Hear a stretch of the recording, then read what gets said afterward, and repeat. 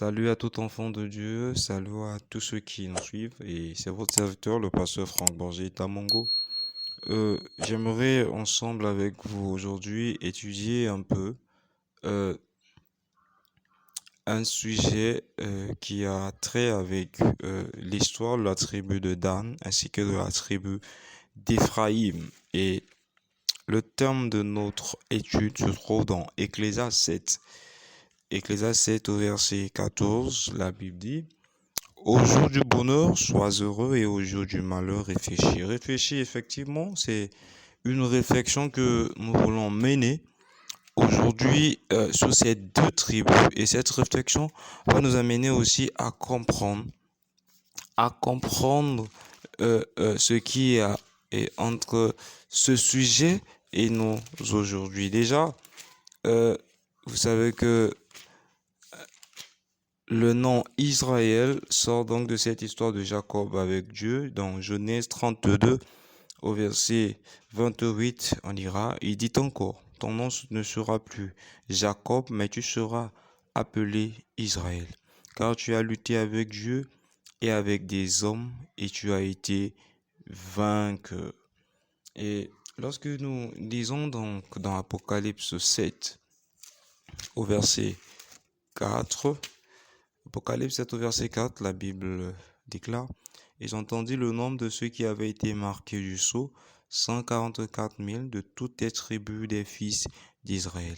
Le contexte du chapitre 7 est un peu comparable au chapitre 14 d'Apocalypse 1 à 5 où on parle des 144 000. Ce sont donc de ceux-là le groupe des gens qui ne se sont pas souillés avec les hommes, en d'autres termes, ceux qui n'ont pas péché, ceux qui sont trouvés dignes d'entrer dans le royaume des cieux.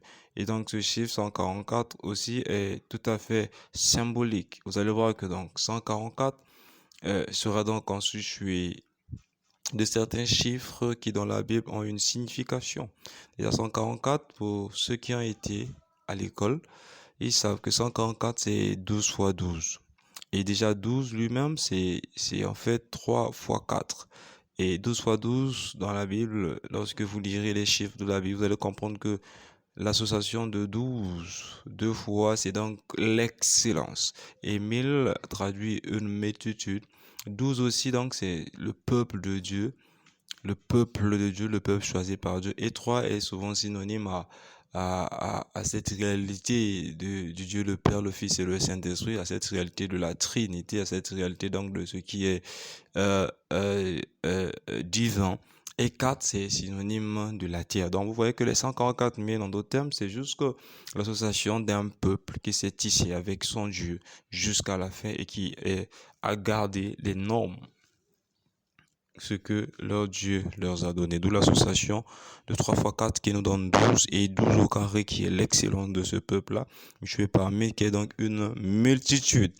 Et notre réflexion, donc, comme je l'ai dit, est basée sur deux tribus parce que lorsque nous allons lire Apocalypse 7, vous lirez Apocalypse 7 à partir du premier verset, bien du verset 4 jusqu'au verset 8, vous verrez qu'on a cité toutes les tribus qui ont pourtant existé depuis Ézéchiel que nous allons lire. Et il y aura donc la tribu de Dan et la tribu d'Éphraïm qui y vont manquer. Et donc c'est cette absence de ces deux tribus qui nous pousse à réfléchir un peu. Dans Ézéchiel 48, Ézéchiel 48, à partir du verset 1 au verset 7, Ézéchiel 48, à partir du verset 1 jusqu'au verset 7, vous allez constater comme moi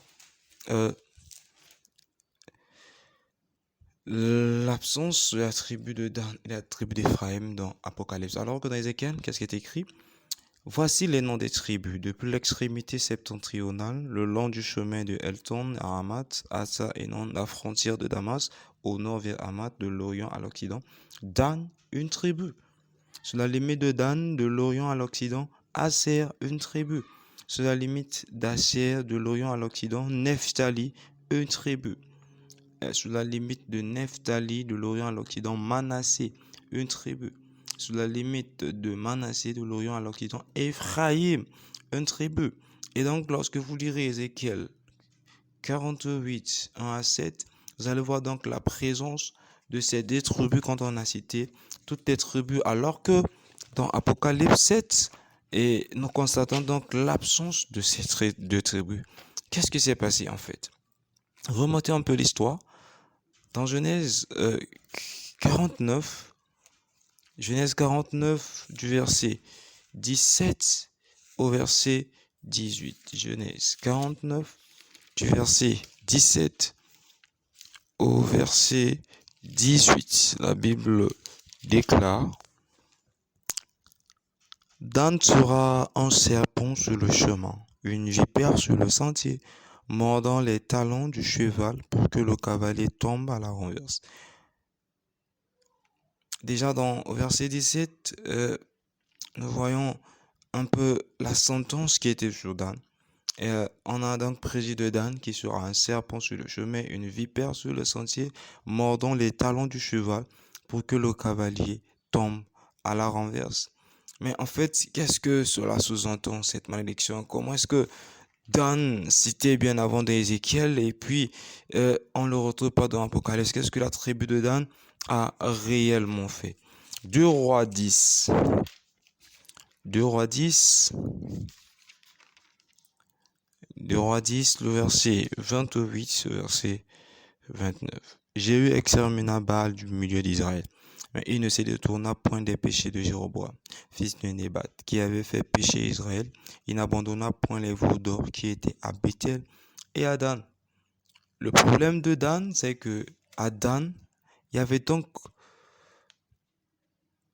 des idoles. Dan, donc, au lieu d'adorer son Dieu, Dan adorait les idoles. Et c'est donc l'une des raisons qui font que Dan ne se retrouve pas dans les tribus citées pour le salut dans le contexte d'Apocalypse 7 et les 144 000 d'Apocalypse 14. Dan n'est pas cité parce que Dan a fait des idoles dans son sein.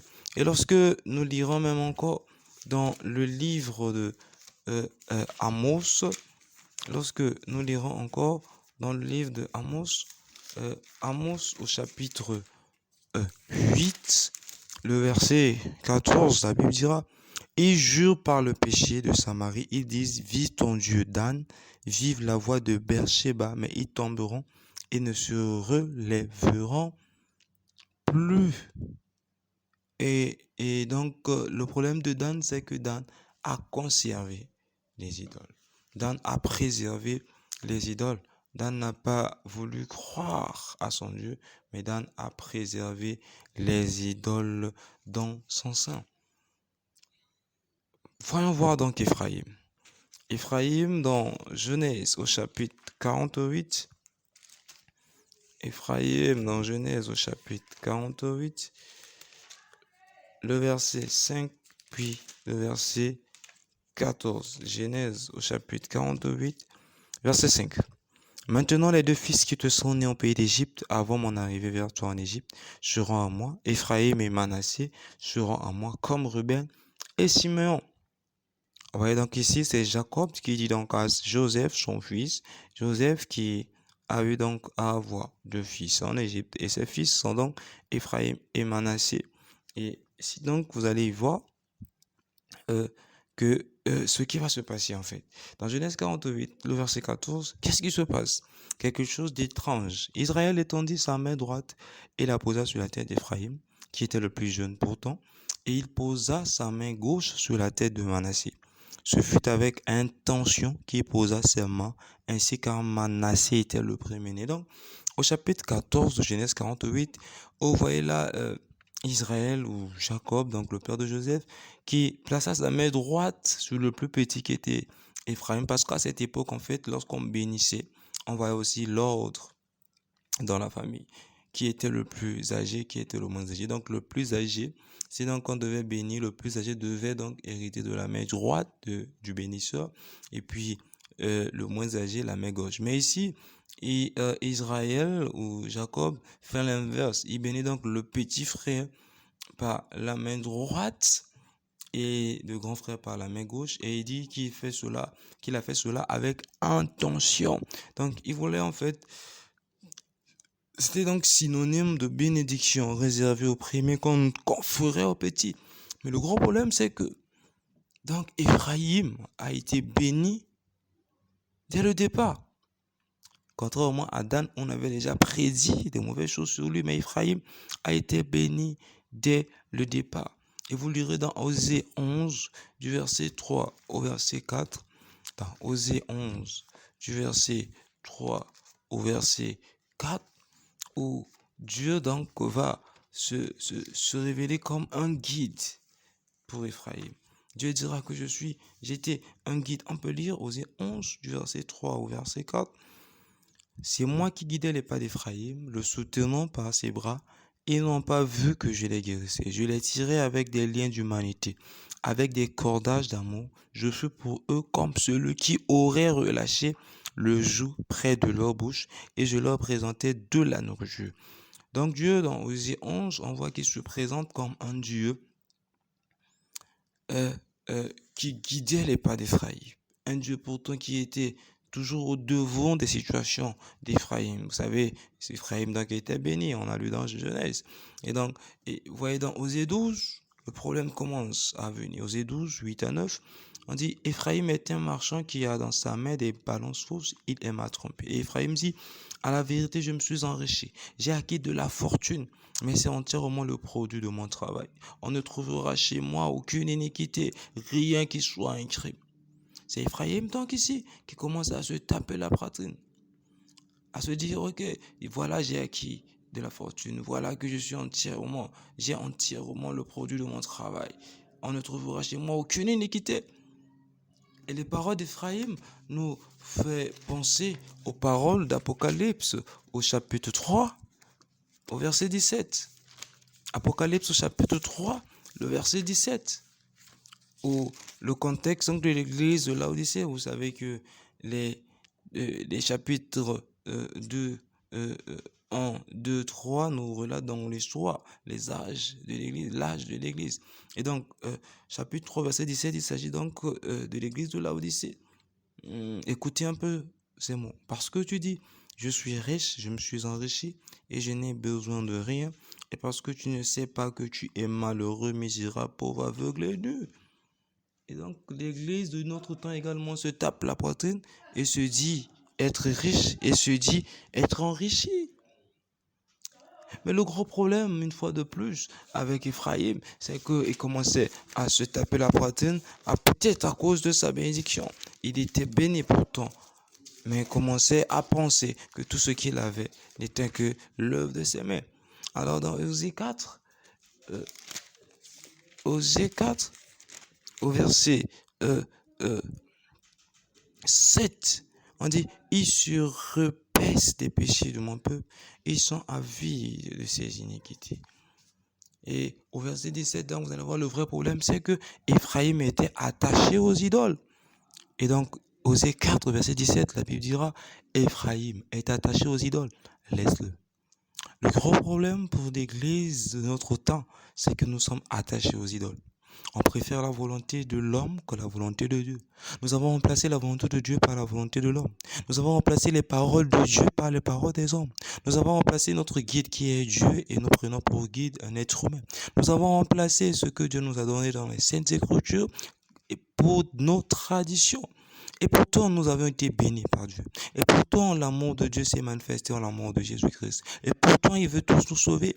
Mais profitons de ce temps pour adorer le Dieu créateur et non adorer le Dieu des idoles. Parce que, rappelez-vous, mes frères et sœurs, Éphraïm était béni. Mais à l'arrivée, Éphraïm a perdu la bataille.